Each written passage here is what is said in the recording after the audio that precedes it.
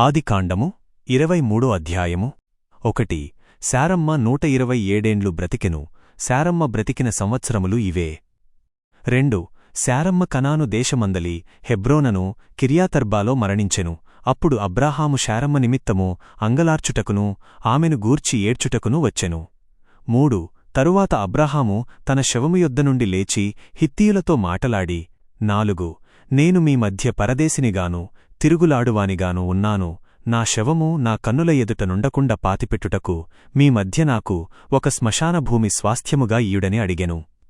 5 అందుకు హిత్తీయులు అబ్రాహాముతో ఇట్లనిరి. 6 నా ప్రభువా, మా మాట వినుము. నీవు మా మధ్య ఉన్న గొప్ప అధిపతివి. మా శ్మశాన భూములలో అన్నిటికంటే మంచిదానిలో నీ శవమును పాతిపెట్టుము.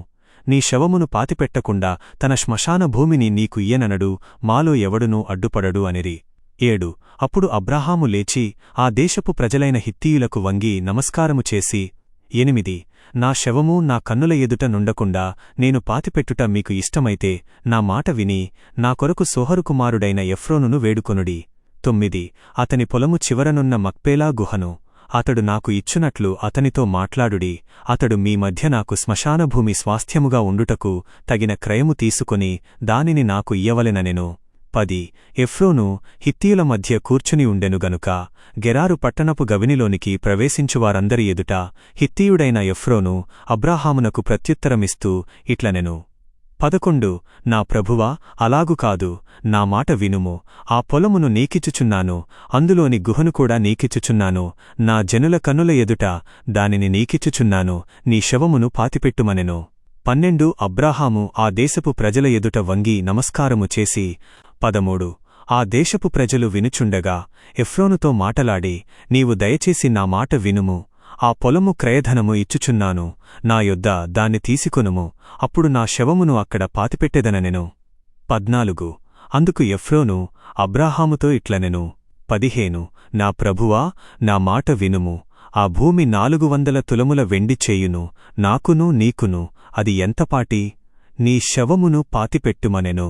16 అబ్రాహాము ఎఫ్రోను మాట విని హిత్తీయులు వినుచుండగా ఎఫ్రోను చెప్పినట్లు వర్తకులలో చెల్లుబడియగు 400 తులముల వెండి తూచి అతనికిచ్చెను. 17 అట్లు మమ్రే ఎదుటనున్న మక్పేలాలోను షేషులోను ఉన్న ఎఫ్రోను పొలమును, ఆ పొలములోని గుహయు, ఆ పొలము సరిహద్దులలోనున్న చెట్లన్నీయూ. 18 ఆ పట్టణపు గవినిలోనికి ప్రవేశించువారందరి ఎదుటను హిత్తీయుల కన్నుల ఎదుటను అబ్రాహామునకు స్వాస్థ్యముగా స్థిరపరచబడెను. 19 అటు తరువాత అబ్రాహాము కనాను దేశమందలి హెబ్రోనను మమ్రే ఎదుటనున్న మక్పేలా పొలము గుహలో తన భార్యయైన శారమ్మను పాతిపెట్టెను. 20 ఆ పొలమును అందులోని గుహయు హిత్తీయుల వలన అబ్రాహామునకు శ్మశానభూమి స్వాస్థ్యముగా స్థిరపరచబడెను.